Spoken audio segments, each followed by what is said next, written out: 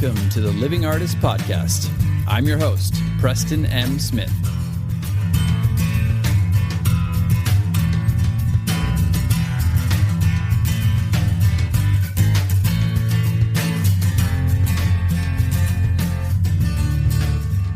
Hey, everybody. Welcome to the Living Artist Podcast. I'm Preston M. Smith, at PMS Artwork everywhere on internet land and socials. I want to thank you for landing on this podcast. Whether you're a professional artist, just getting started in the art world, a collector of art, or just consider yourself a creative person, this podcast has something for you. I like to think of it as a fun way to rant and talk to other creative people about living the life of an artist, surviving and getting ahead in the art world, and enjoying your life. But most importantly, not waiting until you're dead to make it happen.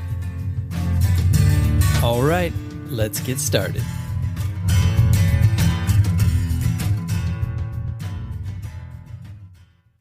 Want to make a podcast? Spotify's got a platform that lets you make one super easily, then distribute it everywhere and even earn money, all in one place for free. It's called Spotify for Podcasters, and here's how it works.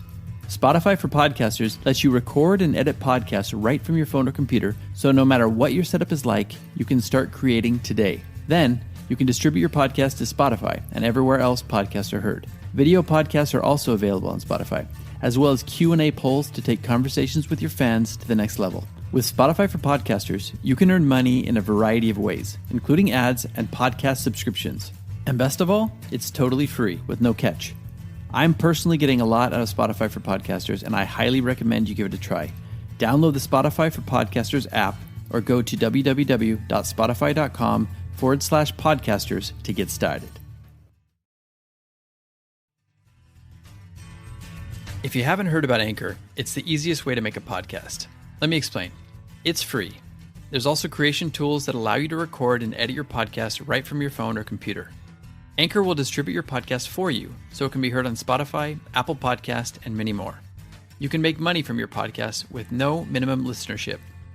It's everything you need to make a podcast in one place. Download the free Anchor app or go to anchor.fm to get started.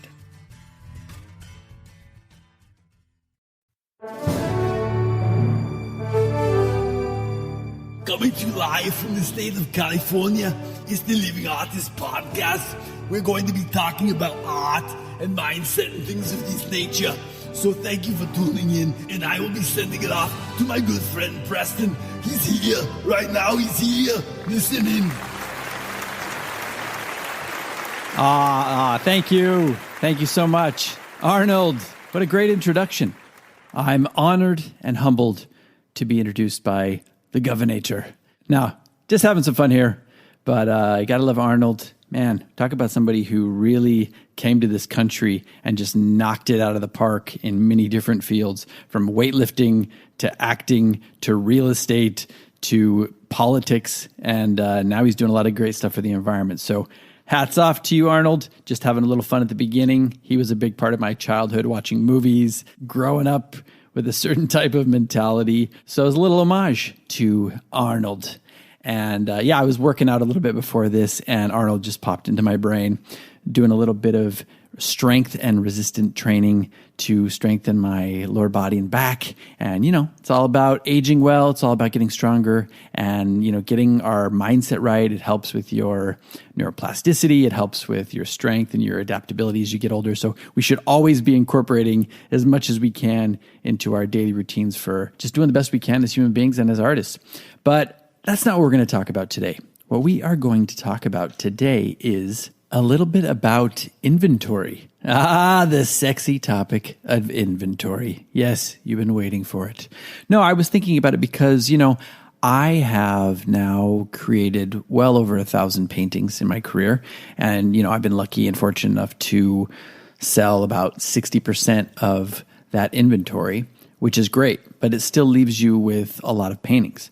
And I know not everybody is a painter who listens to this, but we're just going to be talking about it from a painter's perspective because, that's what I do, and you can kind of apply what works to you if you're doing something else, you're working in a different medium. But for me, that still leaves a lot of paintings, and The question is, what do you do with a lot of those paintings? Obviously, storage is an issue. Storage seems to be always an issue for artists just in general at every stage of your career.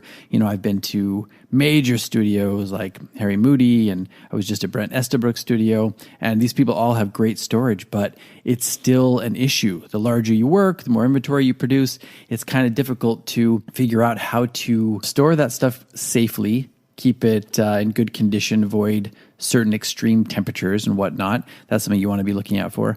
But also, a lot of them have structures built in place where they can put their paintings in. And like Harry Moody has it wrapped. Each one's individually wrapped and numbered in plastic. And it was very efficient and well done. But not everybody can do that. For me, I know when I started out, just had to work with what I had. I didn't have a lot of storage space. So I would hang a lot of my work salon style in my apartment or wherever I was living with my wife. Like I was like Spider-Man one time in a loft, just hanging these paintings right next to each other on this huge wall that was a loft. And I think I had 100 paintings on the wall in our little place. I think we had like 1,100 square feet or something, or less. I think it might have even been 1,050. And we managed to hang like 100 pieces in there. That was a great way to get stuff up off the ground, protect it, and have it stored in a way that people could not only see it, but it's protected. It's not going to get damaged. And then the other stuff I would just kind of stack and, use closet space and protect with some plastic, some foam, even cardboard, whatever I could find to put in between the paintings and then cover them and, store them as much as I could. And I liked keeping them in my place because I know it was temperature controlled. We weren't having any of these crazy fluctuations like going from 10 degrees to 100 degrees in the summer. That's like a major fluctuation for oil paintings that can really cause it to expand and contract and maybe even crack over time. And I think it does it with acrylics as well. But that's something to keep in mind, obviously, with storage. So it depends on what kind of storage you have, but those are some little tips and tricks you can do, like hang as much stuff as you can, use your living space. I used to have a studio when I first moved down here, a studio that I lived in that was tiny. I think it was like 400 or 500 square feet. And I would use the paintings as like separation between each room. I would like make a little bedroom and I'd make a little living room, then, in the hallway to the kitchen. And I would put these paintings in between. And it was kind of this artistic way of separating rooms that didn't really exist in the place while also having them protected and on view. So you can do that. You can store them. You can obviously rent out a storage space. You can rent out a storage facility, but you got to worry about how those are being maintained, what the temperature is going to be like in there, what the humidity is going to be like in there. Same thing with a garage, which is like my studio right now is kind of a converted garage, but I do have temperature control in there and filters, air filters, and I go in there and monitor the temperature a lot, and I try to keep it so it doesn't fluctuate too much. You can also get humidifiers, dehumidifiers, things like that. These are all things to keep in mind when you're storing your stuff. But one other element of this, let's say you're starting out and you're just building your inventory, which we all need to do. You got to start somewhere. You're going to have a lot of pieces you're cranking out, and you might not be selling very well at the beginning, obviously. So you're going to start amassing a group of paintings or whatever your medium is. And that's all fine and good. And you learn that way and you get better that way, and you figure out how to store that way, and you figure out how to use your materials and everything. You're just honing your craft, and you're learning what it's like, the business of being an artist and having a studio and having storage space. But you get to a place where, you want to start to be a little bit cognizant of quality, right? We're all striving to have quality. When I started out, I thought my stuff was like the best shit out there, right? And I'm sure everybody does when they start out. But looking back, I had some pieces that were wonderful that still stand the test of time to this day, 20 years later or 18 years later. And some of those things that I still sell that were from a different era, a different style, a different decade, even from a different century. Yeah, I've sold some stuff from, a past century when I was working even. And that's great. But I also have those pieces that really didn't stand the test of time. And that, as a whole, if you're looking at your inventory, can bring it down, can bring the quality down a little bit. Now, you have to be very careful about your objectivity when it comes to this. Maybe get a second and third opinion from people. What are the quality pieces? What still holds up? What's something you can maybe either think about painting over or getting rid of or donating or whatever? I like to recycle all my stuff. So I find a lot of old pieces that no longer serve me or no longer at that quality level. Or let's say a piece that is a little bit newer, maybe it's a year or two old, and it didn't really pass the test, the litmus test, after a while, giving it some space and time and looking back, maybe I'll have a series of like 10 pieces and this is the weak link. You are the weakest link. Goodbye.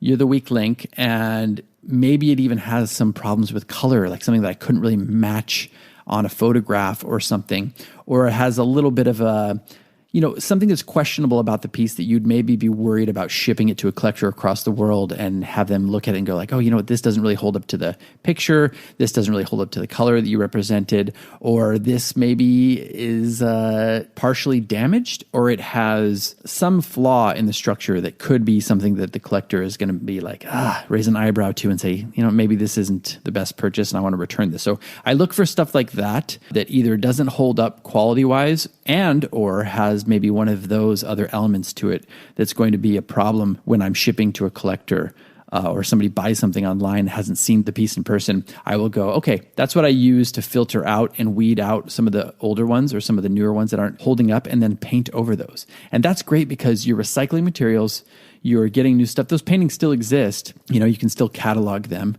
but it still counts towards like your inventory as far as how many paintings you've painted and your growth as an artist. But you can also use it as a new canvas, or like I use wood or whatever the structure is. A lot of the recycled materials that I've used, I can also recycle the painting that I've painted on them, recycle it again or upcycle it again, and then paint a new painting on top of that. And some of those end up being like my best pieces because I really take it seriously. I don't want to waste an old piece. So I come in at the top of my game and I paint as well as I can. I mean, I'm always painting as well as I can, but it just adds another little element to it that gives you a kick in the ass to paint at your best. And also what I love about it is sometimes the underpainting can serve as a little extra texture or like a little undercolor that might show through. I have some stuff like that shows through in some of my pieces that adds a little texture or color, and it really enhances the piece. So it has even another element to it. So recycling stuff can be very powerful. The one thing you want to be wary of is like, for me, I paint on a lot of acrylic stuff over some acrylic stuff because that's a good base for oil. Or if you want to paint over acrylic on acrylic, that's typically fine too. You do have to be careful with oil. If you have a really textured oil piece and then you want to paint over that with a thin layer of oil, that's going to maybe create some sort of cracking situation down the road, or even bubbling or warping. Like when it comes to these temperatures of like the expanding and contracting of the paint, if you got a thick layer that's still, some of these really thick layers of oil I have had for years that are still not 100% dry. So imagine putting a thin layer of oil over that and then those drying all the way, contracting and then expanding with heat and temperature.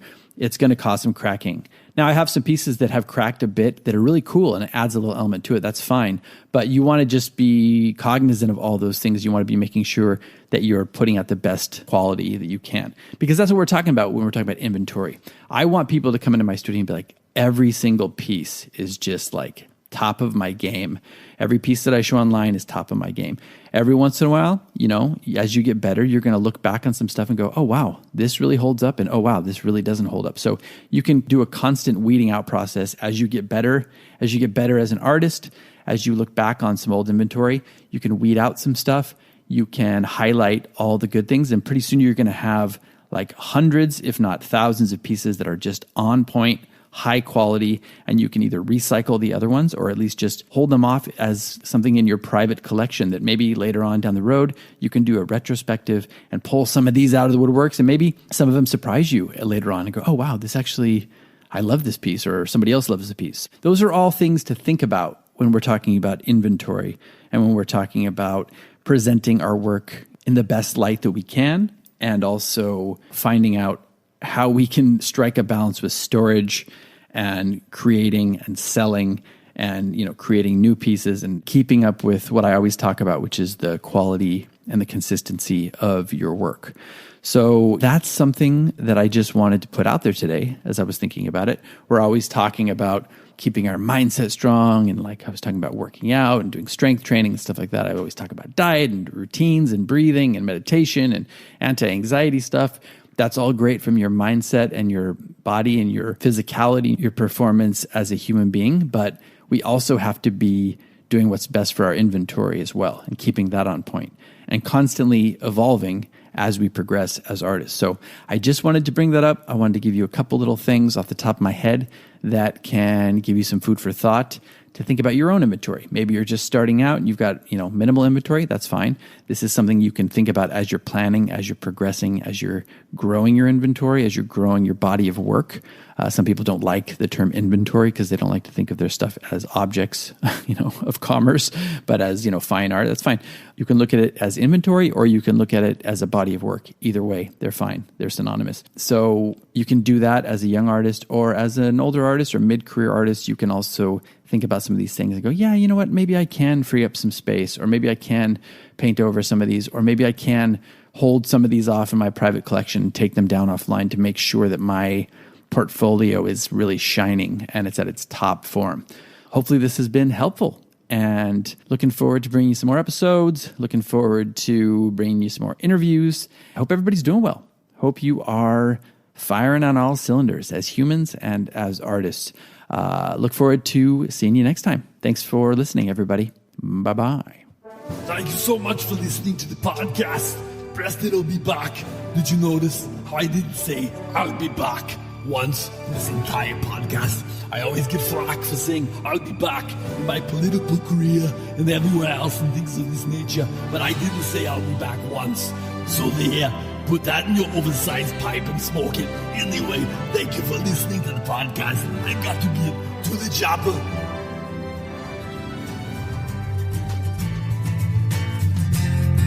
This has been the Living Artist Podcast. Thank you so much for listening. I just want you to know that I appreciate you being here, and I'm grateful to be in your ears. Your art and creative life on this planet is meaningful, so thank you for sharing it with me. If you like this podcast, whatever platform you're listening to it on, please subscribe and share it with your friends. You can also leave me a positive review to show your support. This helps me to reach more people with the algorithmic magic and keep the show going strong. If you want to see more of what I do and check out the art that I create, you can visit my website at www.pmsartwork.com or follow me on social media everywhere at PMS Artwork. That's it for now. See you back here next time.